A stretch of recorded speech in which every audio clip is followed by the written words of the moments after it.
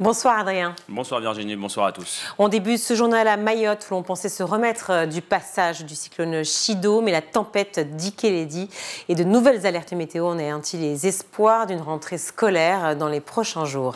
Elle était initialement programmée aujourd'hui, puis reportée au 20 janvier dans une semaine, mais la rentrée scolaire ne pourra pas avoir lieu comme le souhaitait le gouvernement.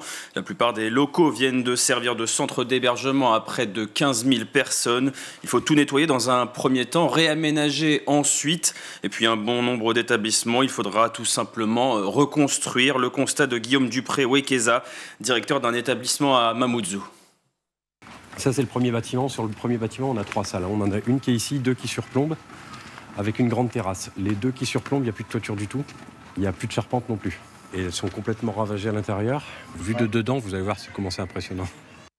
Des structures qui ne sont pas sécurisées, des classes qui ont également été vandalisées, une situation qui n'est pas prête de s'améliorer sur l'île. Autant de problèmes qui agacent. Un sentiment d'abandon que partage Ousseni Balahachis, secrétaire général de la CFDT. Ils sont où les établissements qui pourront permettre d'accueillir les élèves? Ils sont où les enseignants? Je ne sais pas. Comment est-ce qu'on va pouvoir scolariser tous ces enfants? La réparation, le relogement ou encore l'arrivée de matériel scolaire, le travail est immense à Mayotte et un retour à la normale pourrait prendre plusieurs semaines.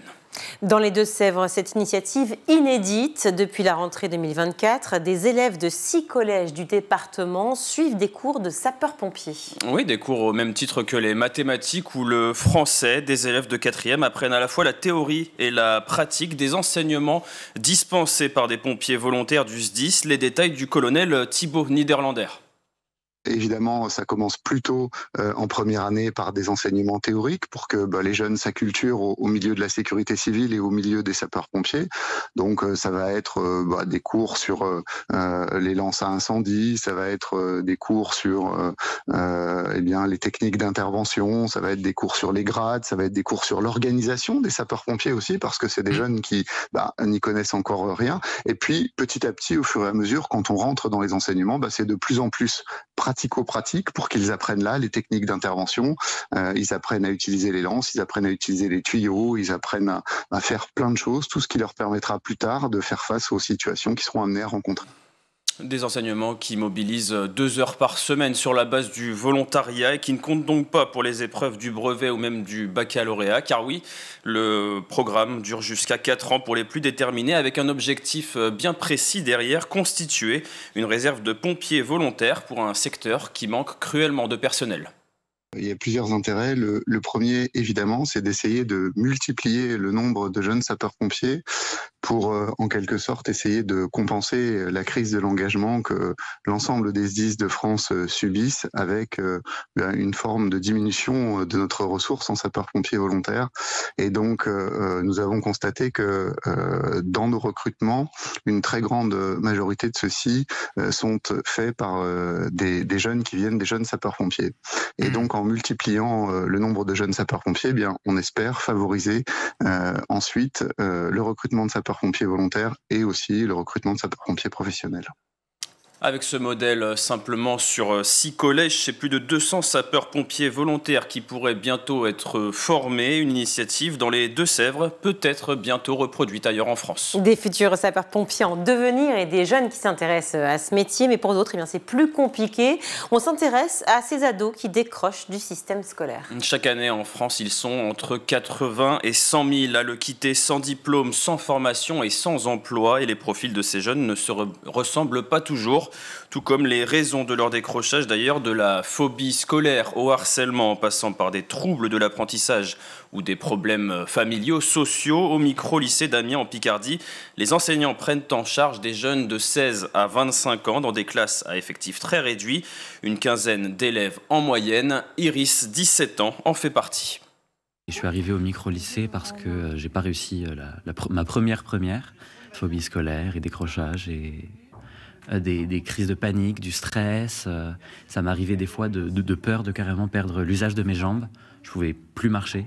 Et c'est à ce moment-là qu'avec l'aide d'amis et qu'on m'a parlé du micro-lycée que je me suis intéressé et que j'ai pu rebondir derrière.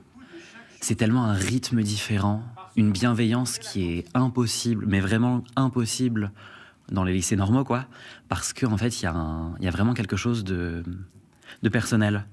C'est-à-dire qu'on connaît les professeurs nous connaissent, mais pas seulement de notre point de vue scolaire, mais de notre point de vue personnel, et il y a une vraie proximité qui se crée, qui fait que il y a quelque chose de simple et de fluide qui fait que tout va mieux.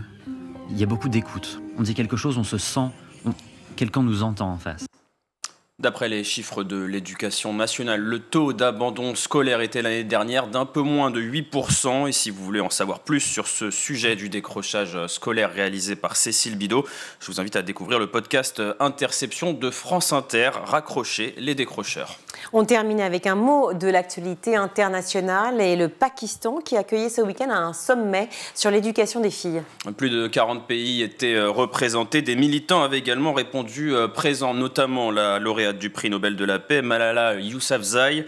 Le monde musulman, dont le Pakistan est confronté à de grands défis lorsqu'il s'agit d'assurer un accès équitable des filles à l'éducation, a déclaré le Premier ministre du pays, Shehbaz Sharif, à l'ouverture du sommet. Refuser l'éducation aux filles équivaut à rejeter leur voix et leur choix, tout en les privant du droit d'avoir un futur brillant. Un rejet que l'on peut observer en Afghanistan, pays voisin du Pakistan. Malgré l'invitation au sommet, aucun représentant taliban n'y a participé. Depuis le retour au pouvoir des talibans en 2021, l'Afghanistan est le seul pays au monde où les filles et les femmes n'ont pas le droit d'aller à l'école secondaire ou à l'université. Pour en revenir au Pakistan, le pays est lui-même confronté à une grave crise de l'éducation. Plus de 26 millions d'enfants ne sont pas scolarisés, principalement à cause du taux de pauvreté, l'un des plus élevés au monde selon les chiffres du gouvernement. Ce sommet tombe donc à point nommé. On espère que les choses pourront bouger dans la région. Merci beaucoup Adrien pour ces infos.